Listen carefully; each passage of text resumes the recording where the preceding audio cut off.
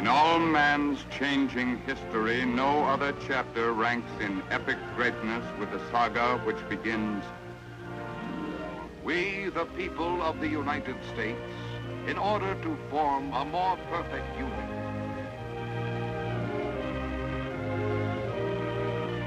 and secure the blessings of liberty to ourselves and our posterity, to ordain and establish this Constitution of the United States of America." Across the broad Atlantic the people came to build a nation and a better life. From the settled coastland, new generations pushed ever westward. They trudged the wind-swept plains.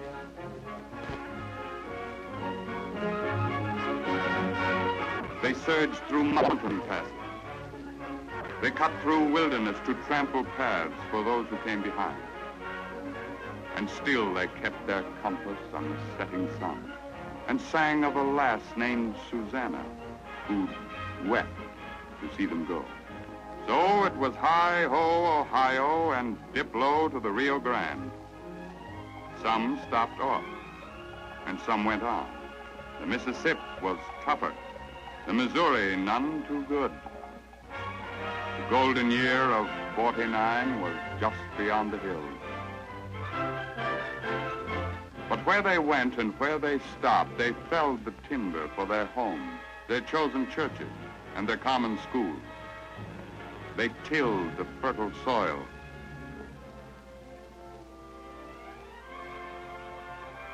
Built up their cattle herds, dug deep wells, brought moisture where there had been thirst.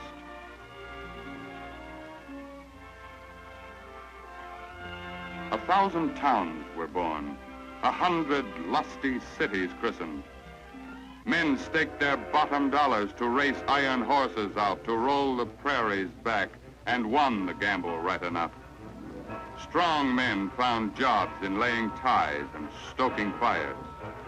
Partnership of brawn and vision joined east and west and north and south. Steel ribbons bound a land together, traced its commerce and its growth. The farmlands filled the city's cupboards, fed the factories and the mills. Urban folks depended on the greenness of the farmer's thumb, and rural folk depended on the dollar and the diligence of city men. As each man lived closer to his neighbor, each lived closer to the interests of the other. Both owned common stock in mutual enterprise, the business of America and Sons, Unlimited. Great industries were spawned in searching minds of restless men. Economic freedom fed and sped their growth. Steel fortified the structure. Electric power came to give new might and light. Telephone and telegraph spanned the miles between. Production was synonymous with progress. Oats and hay gave way to oil and gas. Another industry was born, and men lived nearer even than before. And then the sky became the limit. Easterner and Westerner were neighbors, a mere 3,000 miles apart. Working hours grew shorter in factory and in home. Leisure hours grew longer. More time to have more fun. More time to want more things, and more money to buy more things. For all the time, folks were learning how to get things done quicker and bigger and better. Profit dollars tooled up the new techniques, and each succeeding year gave men new implements with which to build and better understanding of the job they had to do. And now employer said to worker, "I need you." And worker told employer, "I need you, too." And to the both of them, the people said, "We need the both of you, and both of you need us. We need the products that industry finances, the goods that labor makes. We count on you to turn them out, You count on us to buy them up. And whenever people hearkened to that need, the country grew apace.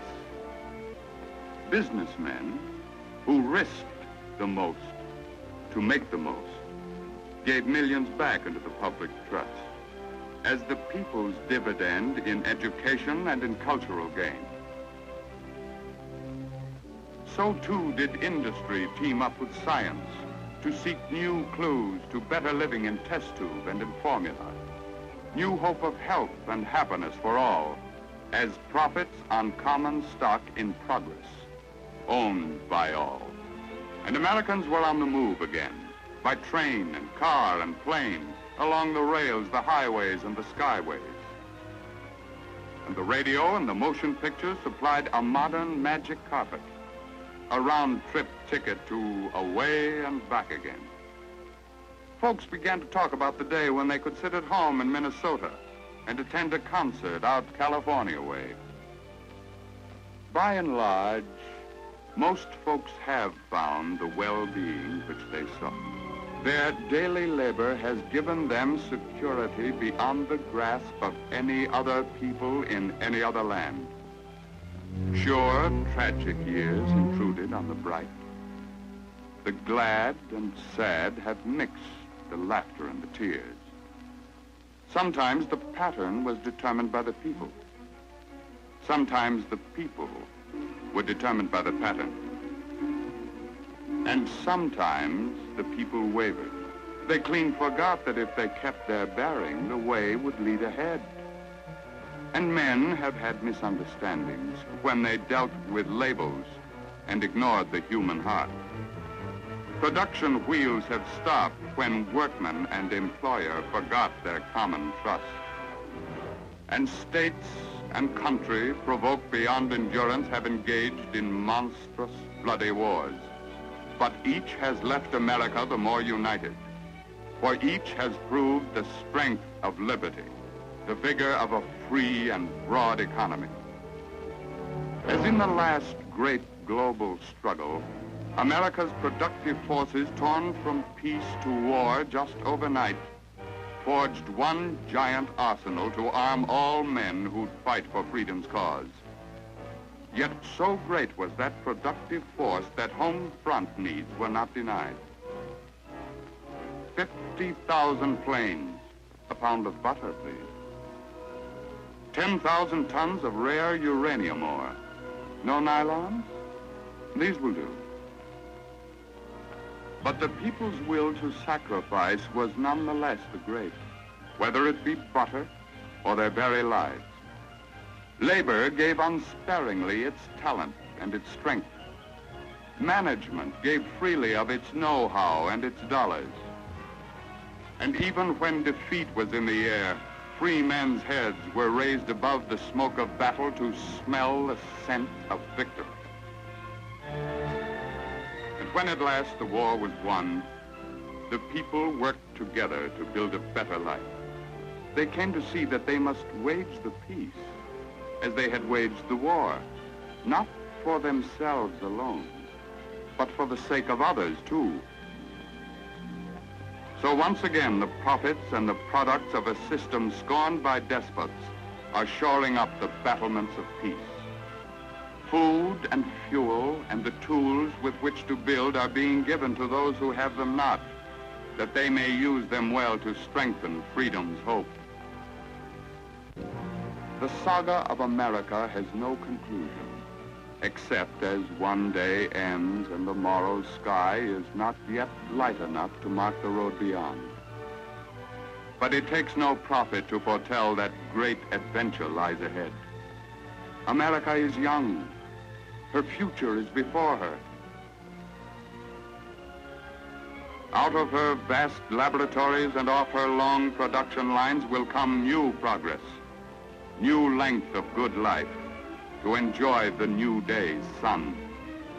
There is no room for doubters, no rhyme nor reason for dissenters.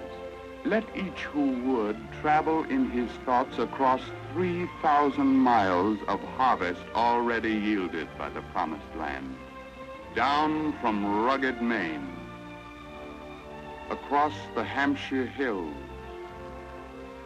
and the rolling swells of eastern farmland to the spires of leonine Manhattan, around the Pennsylvania curve, and on through Indiana as the smelters belch their strength, till their smoke is broken by the stone and steel that is Chicago's portal to the pastures and the grain fields of the Middle West.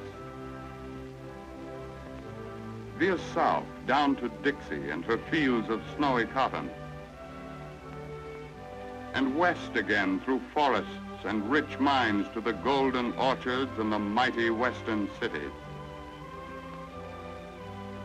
3,000 miles of industry and agriculture, of making and of growing.